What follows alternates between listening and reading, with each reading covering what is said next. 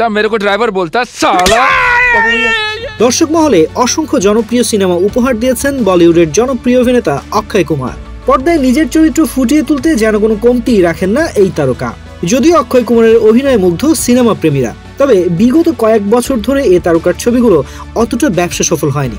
এই মধ্যে নতুন এক দুঃসংবাদ শোনা গেল এই নায়কের নতুন সিনেমা স্কাইফোর্স নিয়ে। চলতি বছরের 24 জানুয়ারি মুক্তি পায় স্কাইফোর্স। তবে ছবিটি নিষিদ্ধ করেছে 4টি দেশ: সংযুক্ত আরব আমিরাত, সৌদি আরব, কাতার ও ওমানে স্কাইফোর্স দেখা যাবে না, এমনটাই বলেছে তারা।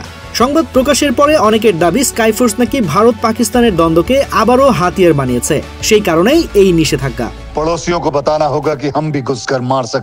এদিকে ভারতীয় গণমাধ্যম সূত্রে জানা গেছে, ভারতের স্বাধীনতার সময় থেকে দুই দেশের বৈরিতা। সেই দ্বন্দ্ব ছবির মাধ্যমে পশ্চিম এশিয়ায় ছড়িয়ে পড়ুক তা চাইছে না ওই অংশের দেশগুলো। এলো কেয়া সুপার বিউটি সোপ, নতুন রূপে নতুন সৌরভে, ভিটামিন ই সমন্বয়ে, শুধুমাত্র তোমারই যত্নে, কারণ তুমি স্পেশাল। সিনেমা দেখানো সমীচীন মনে করছেন না তারা, এমনই জানিয়েছেন ছবির সঙ্গে যুক্ত নাম প্রকাশে অনিচ্ছুক এক ব্যক্তি।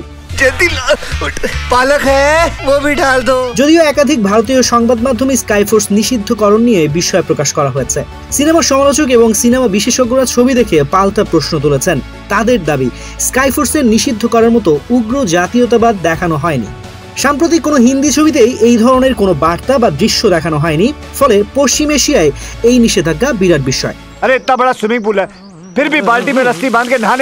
প্রসঙ্গত, এর আগে ঋত্বিক রোশনের ফাইটার ও অক্ষয় কুমারের রুস্তাম সিনেমা মুক্তির আগেই বিভিন্ন দেশে নিষিদ্ধ করা হয়েছিল। অক্ষয়ের নতুন ছবির সঙ্গে একই ঘটনার পুনরাবৃত্তি ঘটল এবারও।